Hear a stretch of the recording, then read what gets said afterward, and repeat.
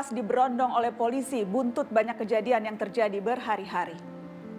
Sengkarut informasi mencuat dengan seketika, sangat sulit dihindari ragam versi yang beraneka.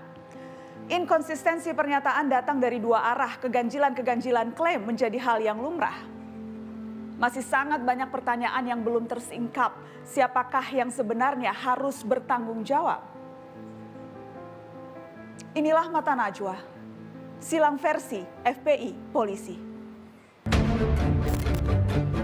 Patokannya dia nyalip, kita nyari jalur lain. Gitu aja Bang Egi. Oke Bang Egi.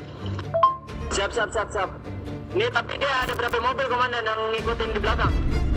Kendaraan petugas dipepet, lalu kemudian diserang. Ini fitnah luar biasa, pemutarbalikan fakta dengan menyebutkan bahwa laskar yang lebih dahulu menyerang dan melakukan penembakan. Kami akan menempuh jalur hukum secara absolut. Kami akan kejar siapapun yang terlibat dalam pembantian. Silang versi FPI Polisi, teman-teman Mata Najwa secara eksklusif mendapatkan penuturan salah satu anggota FPI yang berada di dalam rombongan pengawalan FPI pada peristiwa penembakan 7 Desember lalu. Berikut ini kesaksiannya eksklusif di Mata Najwa. Jadi waktu itu ada jadwal Habibana pengajian keluarga di suatu tempat. Nah, kita memang ditugasin untuk mengawal keselamatan Habibana di jalan, dari jalan sampai ke lokasi. Kita memang sudah tugas kita. Tapi sebelumnya ada info dari temen yang sudah stay selama beberapa hari di situ, ada yang dicurigain tuh. Ada 3 mobil dicurigain yang standby di situ. Begitu kita keluar dari kompleks Sentul itu menuju ke suatu tempat untuk kajian, di situ ada mobil yang dicurigain itu dengan spontan menyalakan mobilnya. Itu ada satu mobil pertama di start ke jalan, kita curiga. Gak lama estafet di depannya ada lagi mobil yang satunya lagi langsung respon menyalakan juga, langsung mau masuk ke barisan rombongan 5 besar. Dan jadi mendekat ke Habibana. Merasa khawatir, saya langsung mau menghampiri itu mobil yang mencurigakan itu dan menjauhi dari mobil Habibana.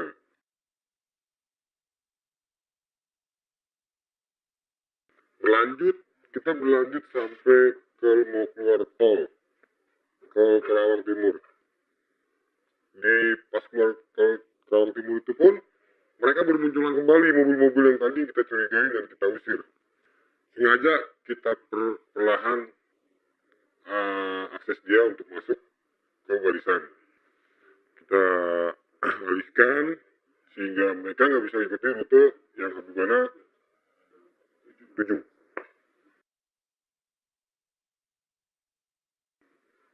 Dari situ kita bawa putar-putar sehingga dia kepancing kita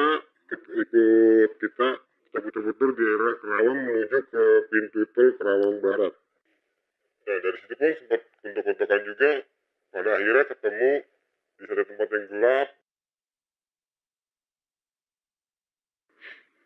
3 mobil itu menutup saya dan mau mepet ke pinggir trotoar. Di depan ada mobil korban, Chevrolet. Mobil almarhum, tim sipir juga, yang 2 mobil itu. Lalu saya lewatin mobil korban, saya ambil zigzag ke kiri, di depan mobil korban ini ada truk mobil tingkat 3. Mobil truk pengangkut mobil baru. Kita masuk ke tol. Dari tol kita sempat nanya keadaan almarhum nih, tim Chevrolet itu korban. Dan ternyata ada suara kegaduhan di situ. Kita curiga. Sempat kita berhenti pelan, karena semakin gak jelas nih kita panggil. Kita di tol itu kita nggak bisa putar balik, jujur nggak bisa putar balik. Karena semakin nggak jelas, semakin jelas. Terus hening teleponnya, ditelepon kembali nggak bisa. Semua yang ada itu kita coba teleponin tetap nggak bisa. Sambil berjalan kita menuju ke kilometer rest area kilometer 57.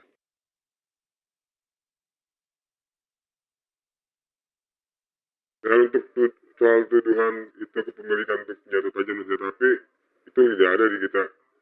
Untuk baku tembak di pesawat itu dan tidak ada di laskar itu GP itu tuh nggak ada bukan punya kita. Dan itu fitnah. Dan kita nggak pernah punya seperti itu. Dan provokasi itu bukan dari kami. Ya, itu tadi penuturan eksklusif di Mata Najwa, salah satu anggota FPI, Laskar Khusus FPI yang berada di salah satu mobil pengawalan FPI pada peristiwa Senin dini hari lalu.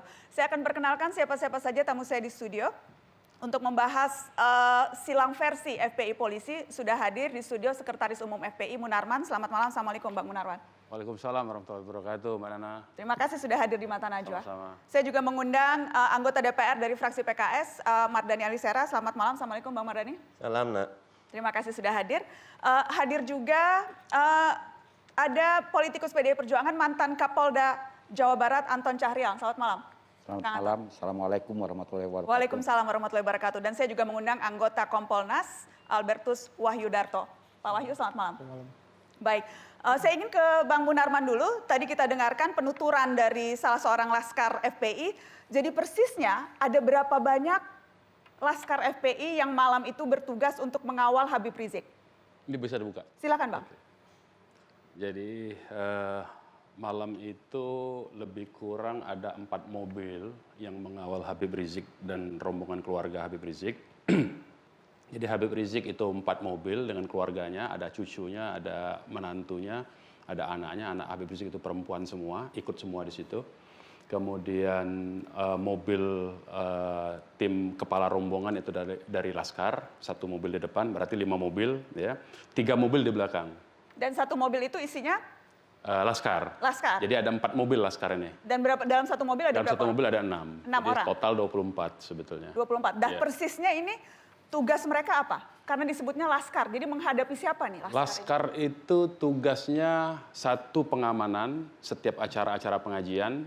Yang kedua pengawalan dari ustadz-ustadz dan pengurus FPI. Begitu. Itu standar di FPI. Laskar itu harus mengawal ustadz. Ya, karena kan kita pernah punya fakta sejarah dulu tahun 65, 64, 65 bahkan dari tahun 63 itu banyak sekali kiai-kiai yang dibunuh, dipersekusi, ya, cerita di Gontor, cerita di Banyuwangi itu banyak kejadian. Nah, belajar dari situ, nah, apalagi misalnya menjelang waktu itu ada peristiwa Banyuwangi, Ciamis, semua ustadz-ustadz pesantren. Bahkan tahun 2019 itu di Bandung ada yang ustadz dari Persis 1 meninggal, tidak tahu siapa pembunuhnya dan orang gila. Nah, karena itu kita sejak awal FPI itu memang ada pengawalannya. Nah, pengawalan itu disebut Laskar. Dan mereka punya kemampuan khusus, mereka kemudian juga, kalau Laskar itu kan kata lain tentara. Jadi bawa senjata nih memang Laskar FPI. Oh tidak, itu Laskar itu hanya penamaan saja ya untuk membedakan dengan anggota FPI yang biasa. Dan dengan yang biasa bedanya apa? Mereka memang dilatih khusus. Mereka berseragam saja. Jadi tidak mereka bawa alat senjata sama sekali? Tidak pernah, dan standar organisasi kita itu bahkan di kartu anggota FPI itu dilarang membawa senjata tajam, senjata api, dan bahan peledak. Itu dilarang. Tapi Anda yakin, apakah Anda bisa meyakinkan publik bahwa pada malam itu rombongan Laskar yang berseragam, yang memang dilatih, yang tadi Anda bilang, memang tugasnya melakukan pengawalan, itu sama sekali tidak membawa senjata apapun? Tidak sama sekali. Kita sudah cek keluarganya, kita sudah cek Laskar yang masih hidup, ya, dan kita juga cek tipikal-tipikal Laskar kita, tidak pernah. Saya juga pernah dikawal Laskar. Saya lihat nggak pernah bawa apa-apa dia. Tapi kalau begitu barang bukti yang ditunjukkan polisi kita akan tunjukkan. Karena kan polisi dalam konferensi persnya menunjukkan ada serangkaian barang bukti tuh. Ada 2 pistol, ada peluru, ada pedang dan sebagainya. Kita akan tunjukkan. Ya silakan. Jadi kalau, itu ya silakan. Jadi Bang Munarman? Itu ya, jadi itu kita bisa lihat. Itu kan kita tidak tahu berasal dari mana. Kan belum di cross check. Kalau dalam proses hukum itu kan ada cross check. Cek silang kan. Nah kita cek situ, kita tanya Laskar, ente bawa itu nggak? Enggak katanya. Kemudian pistol. Pistol itu pistol jenis mahal loh itu.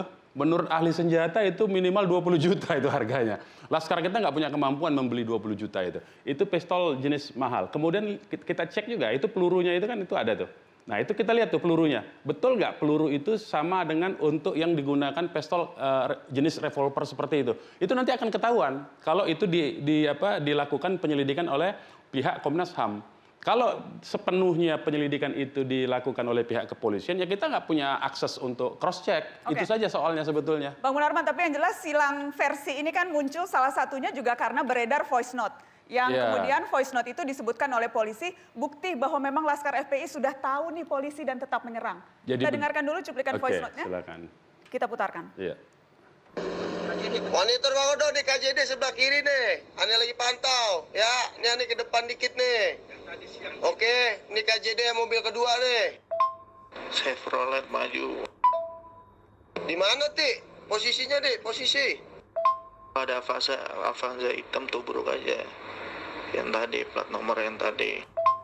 KJD juga ngikutin Don yang tadi siang. Karena Avanza hitam yang tadi lu sebutin itu dia rolling malam ini. Yang KJD yang kita Uber, yang itu yang udah 3 hari yang dari Manggarai infonya. Udah tutup aja, kalau misalnya ketemu langsung tutup. Susde Madar nongkrong aja dulu, berhenti ente di tukang kopi, nongkrong di pinggir jalan aja. Dia ngikutin nggak? Lalu, itu ada yang ketembak katanya. Mereka mau ketembakan. Ambon monitor, Ambon. Bang Ambon, posisi Bang Ambon.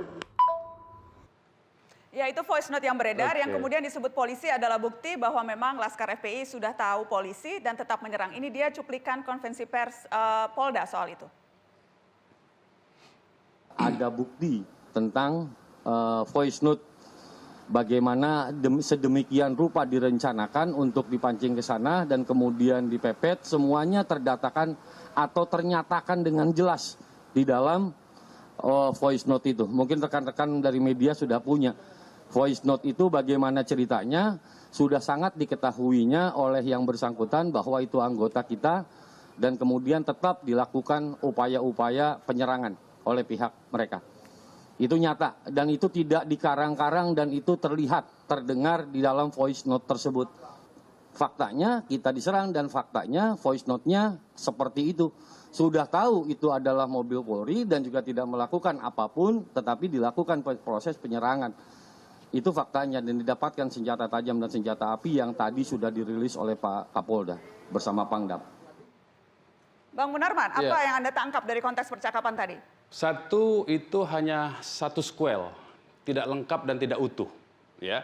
Jadi sebelum peristiwa yang disebutkan tadi di konferensi pers dan di cuplik tadi, itu ada peristiwa pendahuluannya, di mana ada mobil si penguntit ini melakukan manuver masuk ke tengah rombongan keluarga Habib Rizik, ya, melakukan katakanlah provokasi-provokasi, mobilnya memepet dan kemudian mobil tentu saja sebagai pengawal berusaha menjauhkan itu. Nah, percakapan itu dalam rangka menjauhkan mobil itu sebetulnya. Jadi jangan dikira itu serta-merta dia sudah tahu, tidak. Kalau memang itu katakanlah ya, kita ambil logikanya tadi polisi, katakanlah diumumkan oleh pihak Polda, sudah tahu. Ya kalau sudah tahu, Boyan nunjukin surat perintah gitu loh. Kan gampang saja sebetulnya. Ini sekarang ini pertanyaannya yang perlu kita Tapi tadi ada perjelas. kata-kata tubruk saja, tubruk. Itu Anda tidak lihat sebagai bentuk provokasi ketika tadi kita dengarkan sama-sama? Betul, tapi itu saya bilang tadi, itu sequel di tengah itu. Setelah ada kejadian manuver-manuver. Ya, jadi artinya kalau dia mau melakukan manuver lagi dan terjadi tabrakan, ya tabrak saja. Dan sejak awal, apakah memang Laskar FPI tidak tahu bahwa itu polisi? Jadi begini, sekarang ini gampang saja ya. Kalau memang dia polisi itu kan ada 2 bagian yang tidak berseragam ini kan. Ada bagian intelkam, ada bagian serse. Kalau intelkam dia hanya full bucket istilahnya, pengumpulan bahan keterangan, ya kan? Nah, kalau pengumpulan bahan keterangan, apakah menyentuh fisik? Tidak, setahu saya. Karena saya sering berhubungan dengan orang-orang intelkam. Kalau reserse itu tugasnya penegakan hukum. Penegakan hukum itu kalau ketemu sama yang ditarget adalah mengeluarkan surat perintah.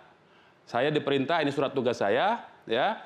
Anda dipanggil atau Anda ditangkap, jelas. Tapi ini apa? Tugasnya itu apa? Tugas pokoknya. yang menguntit ini. Disebutkan di dalam konferensi pers di awal, ya, bahwa dikuntit karena ingin diketahui informasi ada pengerahan massa untuk pemeriksaan besok. Habib Rizik bukan sedang menuju ke Jakarta, menuju keluar Jakarta. Oke. Dan urusan hukumnya itu sudah dihandle sama tim pengacara. Saya ketua tim pengacaranya. Kita besok itu sudah berencana untuk datang ke Polda Metro Jaya.